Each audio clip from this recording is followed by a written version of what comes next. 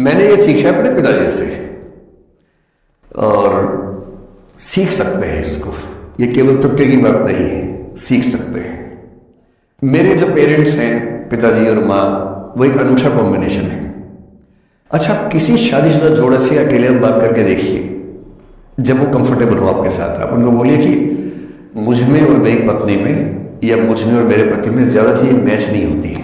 Serious होकर बोलना, मजाक के मूड में नहीं, सीरियस मुंह बना के बोलिए, थोड़ा भरोसे में लेके।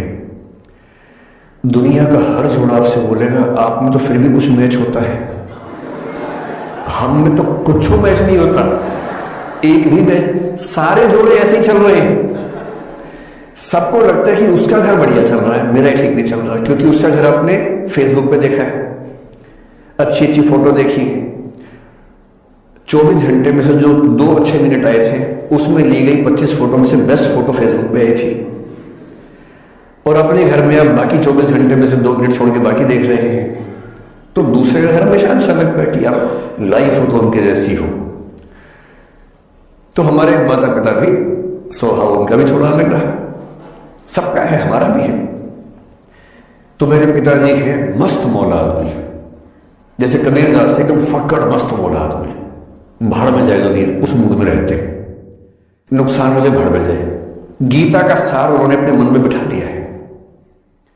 उनका बड़े से बड़ा नुकसान हो जाता है तो क्या बोलते हैं, हमारा क्या था, जो लाए थे, जो लिया यहीं से लिया, जो दिया यही दिया, साथ लेके क्या जाना है, बात खत्म, कोई टेंशन ही नहीं उनको।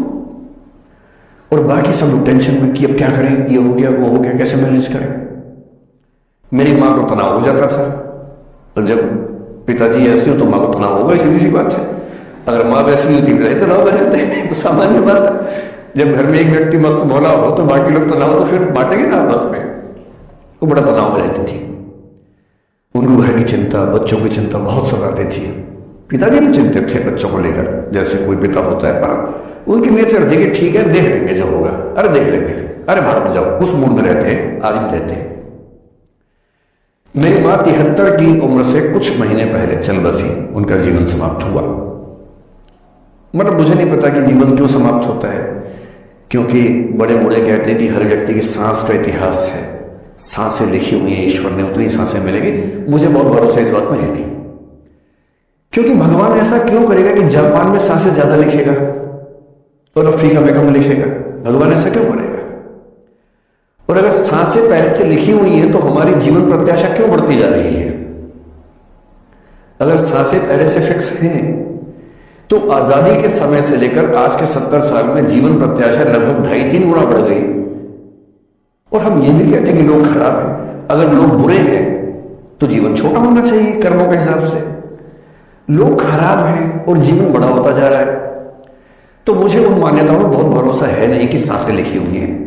अगर सांसें लिखी होती तो मनुष्य की औसत आयु 25 साल से ऊपर नहीं होनी चाहिए थी, 25-30 मैक्सिमम। और हम 70-80 साल धूमधाम से जी रहे हैं, जिसका मतलब है कि ये भगवान से ज्यादा इंसान ने लिखा है, मेडिकल साइंस ने लिखा है, वैज्ञानिकों ने लिखा है। और मैं ऐसा व्यक्ति हूं, मैं बहुत धार्मिक व्यक्ति हूं नहीं, और मैं इसको छिपाता भी नहीं। मैं बहुत छिप छिप के बहुत जी लिया। मैंने ठान लिया कि मैं जैसा हूं वैसा रहूंगा। ना मुझे किसी पार्टी से मतलब है, ना किसी विचारधारा से मतलब है। मैं विचार वाला आदमी हूं, धारा वाला नहीं। जिसको धारा में बहना है बहे, हम तो अकेले चलेंगे, विचार के साथ चलेंगे, जो ठीक लगता है वो बोलेंगे और वैसे ही रहेंगे। हाँ, गलत बोलने से बचता हूं, किसी के बारे में गलत बोलना मुझे अच्छा नहीं लगता है, लेकिन जो सही लगता है वो तो बोलूंगा ना मैं। मेरे पिताजी 81 साल के हैं, अभी 81 साल के हुए कुछ दिन पहले, और एकदम मस्त मौला आदमी है, मुझसे ज्यादा युवा है। मैं 50 साल का बूढ़ा हूं, वो 81 साल के युवा है। उनके चेहरे की चमक, मतलब कई ट्यूबलाइट फेल है उनके सामने, ऐसी चमक चेहरे पर रहती है। क्यों रहती है? उसकी एक वजह है कि वो रोज सुबह 2-3 घंटे प्राणायाम, योग, ध्यान बहुत कुछ करते हैं। उनका भोजन इतना संतुलित है, सप्ताह में कम से कम 1 बार, कभी कभी महीने में 4 से ज्यादा 6-7 बार उपवास करते हैं पूरा। वो सब चीजें उनके अभ्यास में है, जो मेरे अभ्यास में उतनी नहीं है। मैं भी कोशिश करता हूं पर अभी उतना सफल नहीं हो पा रहा। पर मेरी राय में उनके इस सुंदर जीवन का सबसे बड़ा राज ये क्षमता है कि वो हर चीज को लेट गो कर देते हैं। तनाव उनके पास आता है तो फिसल के निकल जाता साइड से, लेते ही नहीं तनाव किसी बात का। कुछ भी हो जाता है तनाव ही नहीं रहते। और मुझे लगता है कि काश ये चीज मेरी मां के स्वभाव में होती, कम से कम 10 साल उनका जीवन और ज्यादा तो होता। और मैं अपने अनुभव से बता रहा हूं, बहुत विश्वास से बता रहा हूं। मैं ना सोने जागने में नियमित व्यक्ति हूं, ना मैं बहुत कसरत करता हूं, ठीक हूं, मतलब बुरा भी नहीं, ठीक हूं। मेरी उम्र के अधिकांश लोग बीपी शुगर बहुत बीमारियों से ग्रस्त हैं, मैं फिलहाल नहीं हूं। क्यों नहीं? मेरे पास इसका उत्तर एक ही है, मैं लोड लेता नहीं किसी बात का, दबाव लेता नहीं, तनाव लेता नहीं। भाई अच्छा हो रहा है तो भी ठीक है। जब मैं सफल, जैसे मैं 3 साल में पिछले काफी सफल हो गया, जितना मुझे नहीं होना चाहिए था, मैं तो कैसे हो गया वो सफल। अगर मैं सफल हो गया तो मैं इस बात का लोड भी नहीं ले रहा कि मैं सफल क्यों हो गया। अरे हो गया तो कैसे हो गया, कई लोग हो जाते हैं, हम भी हो गए, ऐसा क्या है। कल को नहीं रहूंगा मान लीजिए, ऐसा हो सकता है, कल को फेल हो जाऊं कहीं। फेलियर को बचाना पता नहीं कितना मुश्किल होता होगा लोगों के लिए। मैं अपने बारे में जानता हूं, मुझे मुश्किल नहीं होने वाला, क्योंकि मैंने सफलता का लोड लिया ही नहीं अपने ऊपर। विफलता मुझे क्या प्रभावित करेगी, बहुत फर्क नहीं पड़ता है।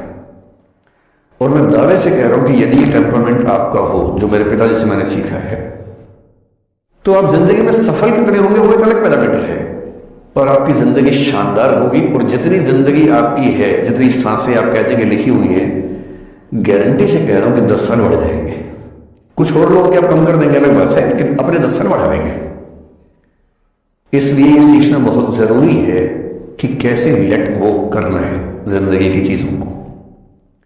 3-4 प्रसंग होते हैं। एक होता है कि आप किसी को बहुत चाहते हैं पर वो आपको नहीं चाहता। आपकी उम्र में ये सब तो खेल होता है, क्या खेल होता है। मेरे घर में 2 बच्चे हैं 17 साल के, तो मैं उनको देख के समझता रहता हूं। वो मुझसे छुप छुप के किसी से बात करते हैं और मैं छुप छुप के सुन लेता हूं। तो उन्हें नहीं पता, मुझे तो नाम भी पता है किससे बात करते हैं, एक आध का तो एड्रेस भी पता है मुझे। पर मैं तो बच्चों को बोलता हूँ कभी जाना वाना हो तो मैं ले चलूंगा, चिंता मत करना, बोल देना कि ड्राइवर साथ में आया है, टेंशन मत लेना। तो मेरे तो बच्चे मेरे दोस्त है, मैं तो बड़ा दोस्ती के भाव में रहता हूँ। मेरा एक ही बेंचमार्क है कि वो जिस उम्र में जैसे हैं मैं कैसा था, और वो मुझसे अच्छे चल रहे हैं। उससे ज्यादा उम्मीद मुझे करने में नहीं चाहिए। मैंने जो कुकृत्य 8वीं क्लास में किए थे उन्होंने 11वीं क्लास में किए, तो बहुत है। मैं ये क्यों मान के चलूं कि वो देवी देवता पैदा होंगे, मेरे ही तो बच्चे हैं भाई। जीन तो मेरे ही, तो कैसे देवी देवता हो जाएंगे। तो ज्यादा उम्मीदें क्यों पालनी है बच्चों से भी। मैं क्यों चाहूं कि मेरा बच्चा IAS जॉब करे, क्यों करे वो, IAS भी क्यों करे। उसका मन करेगा तो करेगा, नहीं करेगा तो भाड़ में। अगर वो कहेगा कि मुझे स्टार्टअप करना, स्टार्टअप कर लो भाई। अगर वो कहेगा मुझे कुछ और नौकरी करनी है प्राइवेट सेक्टर में, तो वो कर लो। मैं क्यों ठेकेदार बनूं उसका भाई। मैं क्यों ये चाहूं कि वो मेरे रास्ते पर चले, मुझसे बेहतर बने।